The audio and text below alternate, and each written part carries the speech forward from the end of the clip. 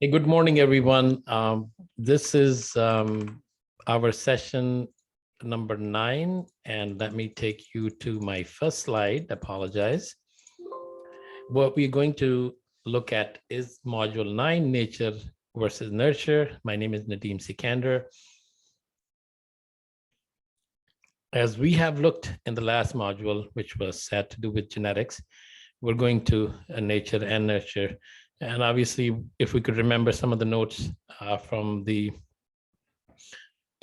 genetics module that we have learned, we'll have a little bit of more understanding on what we are talking about in nature and nurture.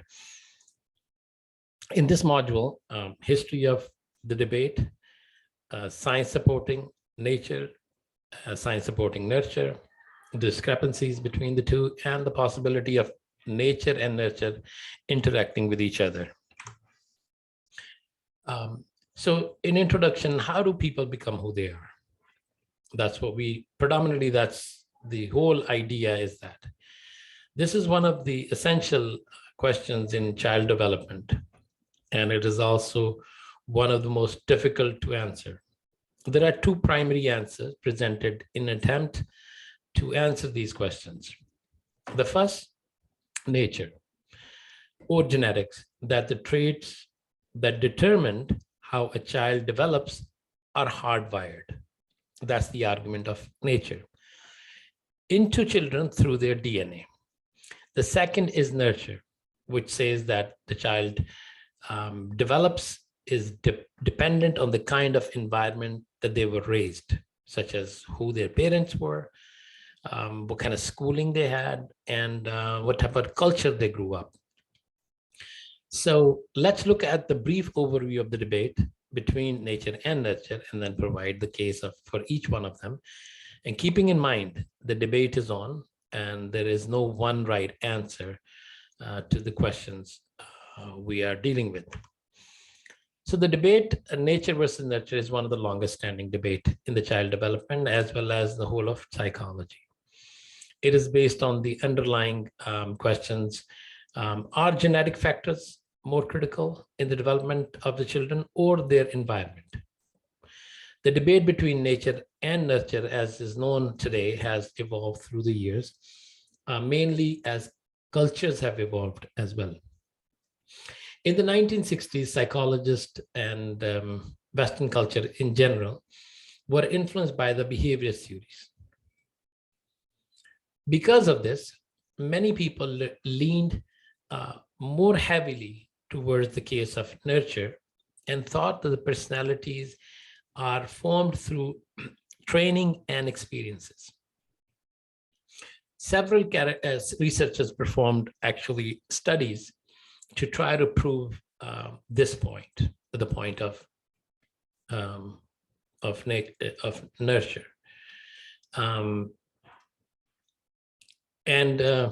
So psychologist named John Money authorized a sex change in a young boy after a botched circumcision, and tries to raise the child, the boy, to fill the gender role of a girl. The goal was to prove that even though the child has had male chromosomes, that he could be raised as a girl, taking on female traits through conditioning and training. So the experiment was a failure, right? That didn't happen. But what it demonstrated is the approach that were used by the science and the psychologists had at that time. So at that time, that was the approach taken. The biological argument is an old one. It dated back to Charles Darwin and his contemporaries. However, as biology and DNA science has leaped forward in recent years, the nature side has gained grounds on a rapid pace. New research is published regularly, and many papers claim to have discovered a gene that is caused by a particular behavior or or a personality trait. At this point, the debate is a kind of a truce between nature and nurture. And researchers believe that it is inseparable. So the case of for nurture, when psychologists and theorists refer to nature, they're referring it to genetic information that is passed down to a child by their biological parents through DNA. So it has been firmly established that the characteristics, particularly physical ones, like the eye color, the hair color, a specific disease, they're all passed through genetic material inherited by children from their parents. In other words, the physical characteristic passed down to children are reason that many children often take the appearances of their parents and their relatives. So the question, whether other developmental characteristics can also be passed on through genetics. Can behavior, personality, and cognitive abilities be passed on through genetics as well? For instance, is it possible for Albert Einstein to pass on his genetics to his children so they could be as smart as he was? Would their brain be better prepared to quickly compute mathematical questions because they share the same DNA? So studies on twins and adopted children, some scientists say it is possible because they've conducted the studies where the children, where the adopted or twins have been separated from their biological relatives, but tend to develop the same behavior and personality traits. Although they're not being brought up by them, they brought the same traits, such as the hobbies, being alcoholic, criminality, smoking, divorce. They're all marked by genetics. Furthermore, studies have shown that even the trait that seems like would governed solely by nurture, like religious adherence or political orientation, they're also under the genetic control. So the issue is not fully resolved, right? For example, gene has proven to play an essential role in mental health. The development of conditions like bipolar, schizophrenia, and major depressive disorder. So the development of these diseases does not solely rely on DNA, right? One study on twins found that if one twin develops a mental illness, the other twin is only 50% likely to develop that condition. While that is a high likelihood and it demonstrates the role of genetics, it also shows that the genetics are not the only factor in the development of mental illness. Similar studies have done on addiction, for example. So alcohol addiction recurs in families, and some genes may increase the likelihood of developing alcoholism over time. And while these genes may affect the way the body interacts with alcohol, not all children become alcoholic themselves. So for example, those who have family history of bipolar disorder are 4 to 6 times as likely to develop the disease compared to those who do not have that history. So although the science has advanced to a point where it can identify the genes that may influence child development, there are still external factors that cannot be explained alone by the DNA. The discrepancy in these cases have room for other explanation, including environmental issues and nurture. The case for nurture. While genetics play a role in child's physical characteristics, there is a strong argument that much of their personality depends on the environment in which the child lives and grows up in. One of the compelling case study was Dr. James Fallon, a neuroscientist from Southern California.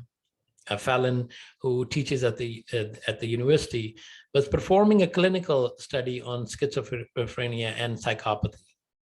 And inadvertently, he discovered that he has he himself had the brain of a psychopath. So the professor was actually doctor was actually processing that study and finding himself to be the psychopath himself, not having realized all his life that he was that person. He started asking questions to his relatives, to people that he knew, to friends, and they all added to somewhat of, he was somewhat of a manipulative, he says things that favors him. He makes argument to bring them to an event and whatnot, but everybody said that he wasn't a dangerous person. Right. So Fallon was somewhat upset with this revelation, and he began to recognize his behavior a little bit more and tried to improve the lives of those whom he interacted with, and decided to take time to stop and think what a reasonable person would do in a situation he encountered. Right. So even he also wondered how someone like him, so that's an interesting one, that someone like him who has a full blown genes of a psychopath could personally be so successful.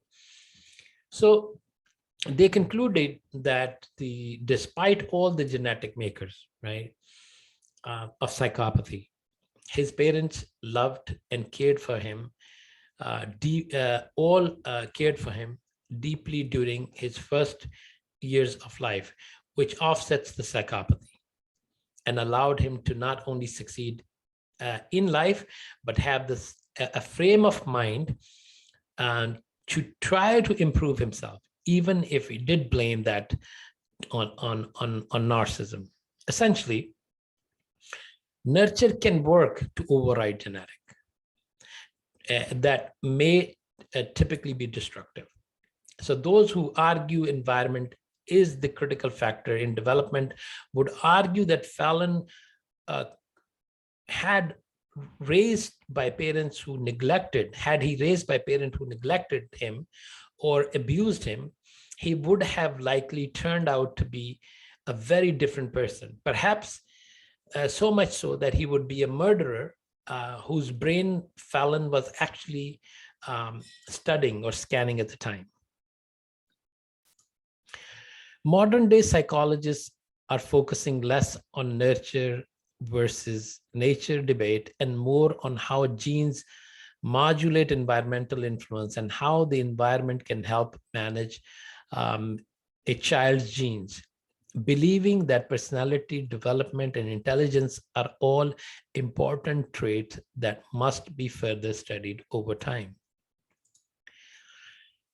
Finding a balance. Regarding the argument of nature and nurture, it is clear to see where the holes in each of the argument lie and why it is such a long-standing debate. It is possible to say that everyone with psychopathic brain will become a horrible person because they are cases like Dr. Fallon. Even that someone who has a psychopathic brain not necessarily become a dangerous person like Dr. Fallon's case, who was given the right environment and he didn't become that reckless, manipulative, and a murderer. Similarly, essential concepts like intelligence are too diverse and multifaceted to explain away as being solely due to genetics or due to environment. We can go back, referring it back to the Albert Einstein's case. Look, his genes could have translated in his children to be as smart as he was, but that was not the case, right? So personality development and intelligence are all important traits, and understanding them requires patience and care.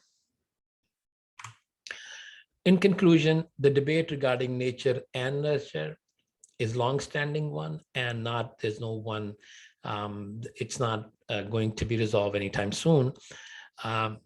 what the debate can teach us, though, that it is important that child development, to know that the child development is a complex thing.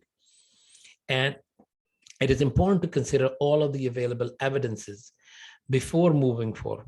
So I think what it does is it promotes the dialogue, the research, and like it was said by the researchers, that it's a topic that is inseparable. So nature and nurture can be studied, and to see how they intersect. So folks, thank you all very much for watching this session. You completed the module number 9 on child psychology, and the topic was nature versus nurture. Have a wonderful rest of the day. God bless you all. Thank you all very much once again.